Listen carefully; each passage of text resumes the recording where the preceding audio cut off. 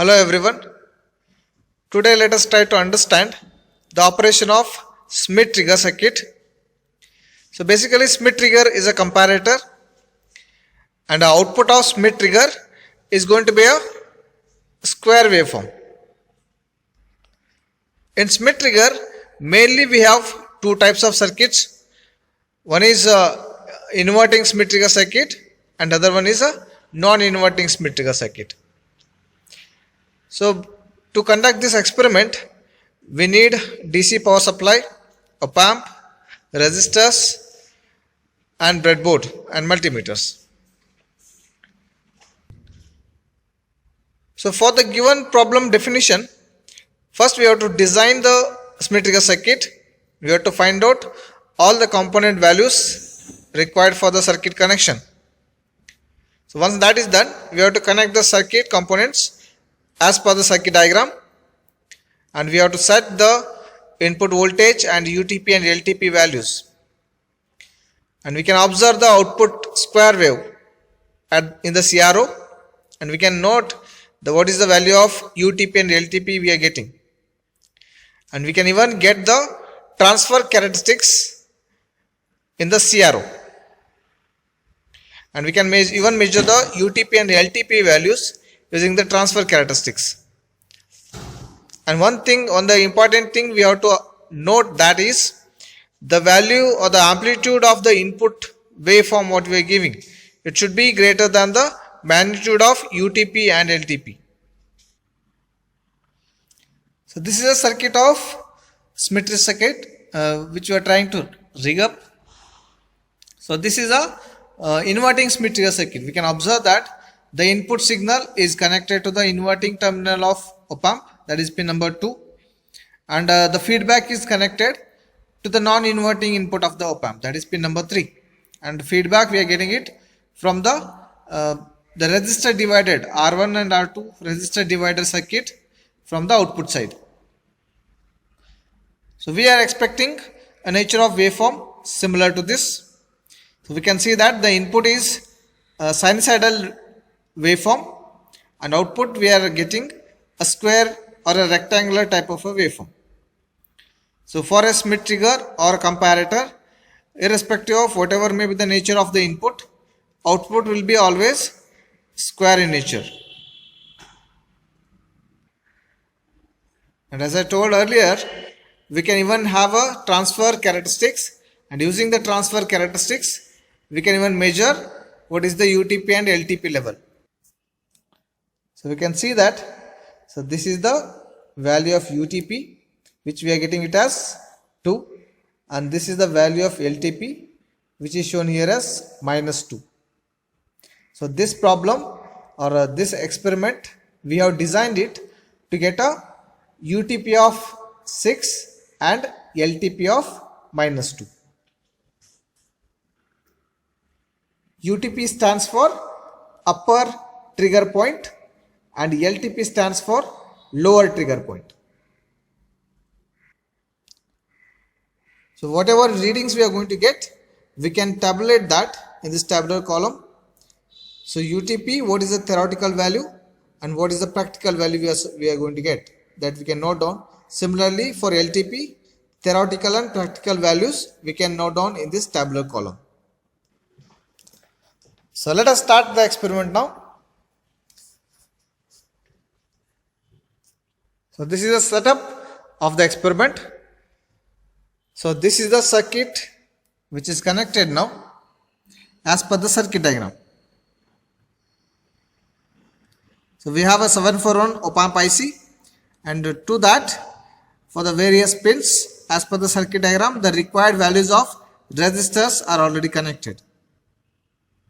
Okay, and these are the power supplies which are used for VCC and VE of the op amp, and this is another power supply which is used to give the reference voltage VR.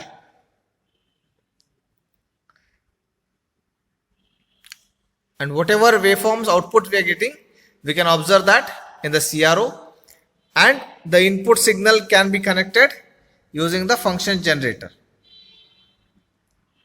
Okay. So let us switch on.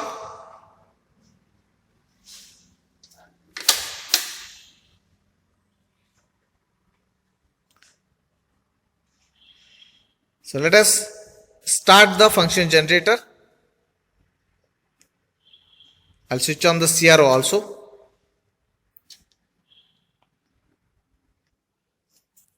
So as we have noted in the procedure, the amplitude of this input signal. Now we are giving a sinusoidal input signal.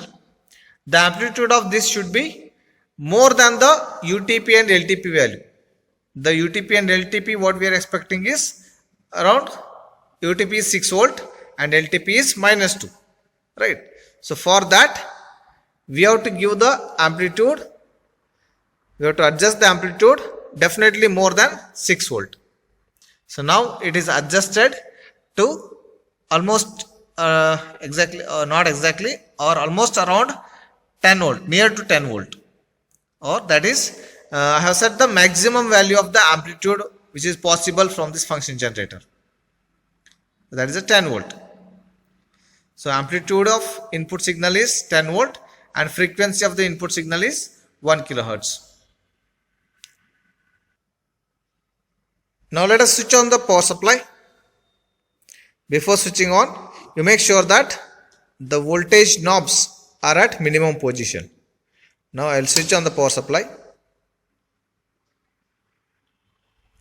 Now I will adjust the VCC and VE for the op amp as 12 and -12 volt, plus 12 and -12.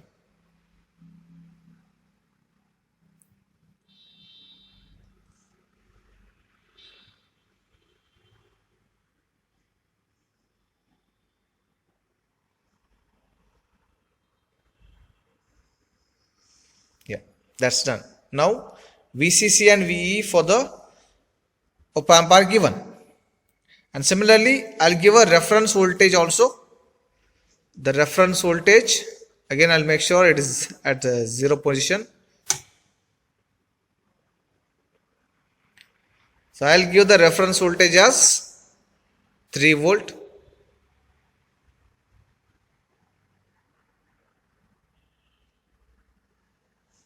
Okay.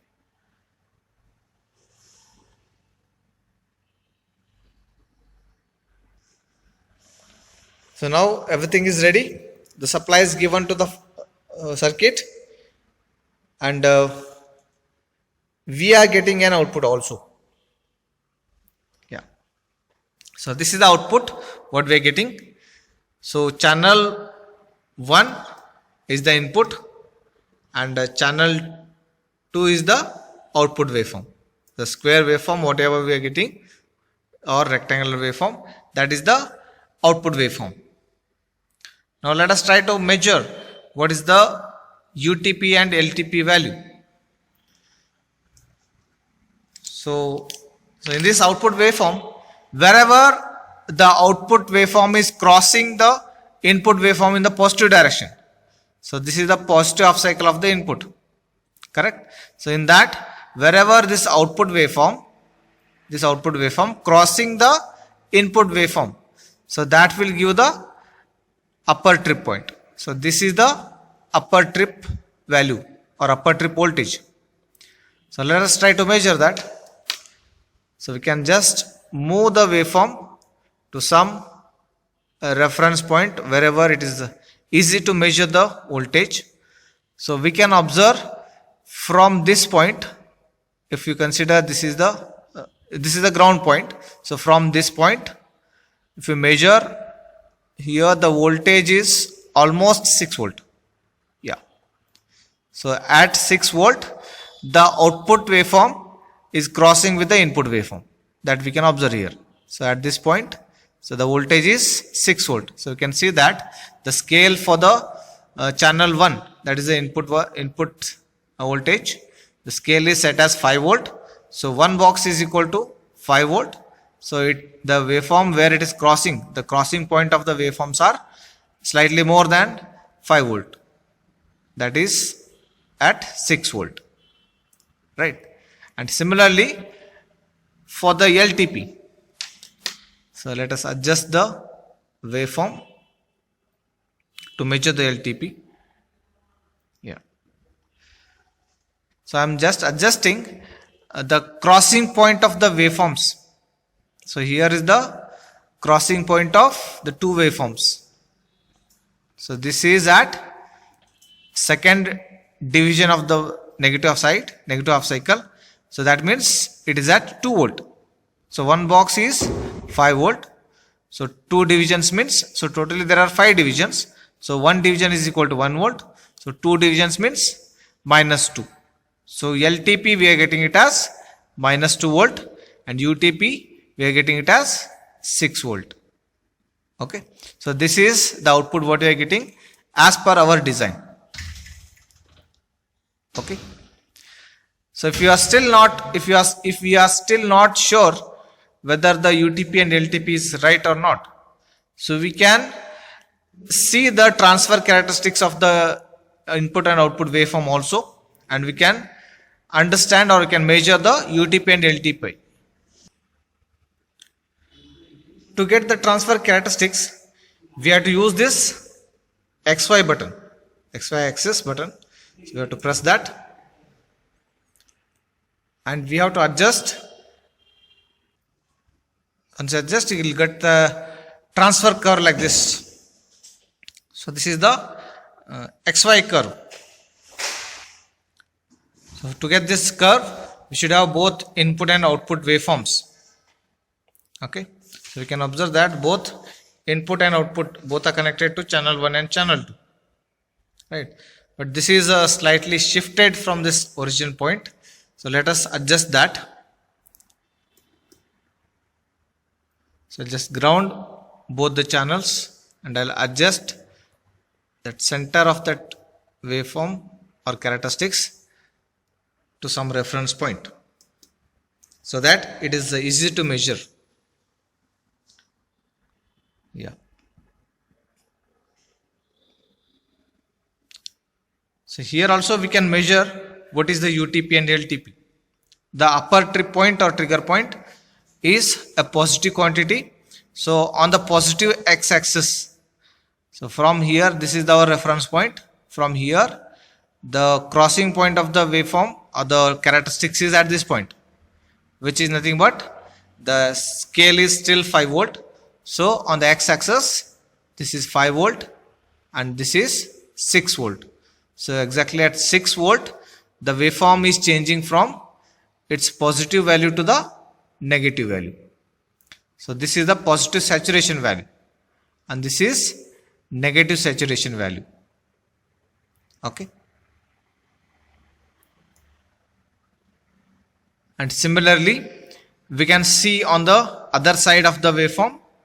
So here also the waveform is crossing the zero line or reference line at minus 2 volt. If this is 0 point, then these are all positive. So this is a transfer curve, right? So this x-axis is the input waveform or input voltage, and y-axis is the output voltage.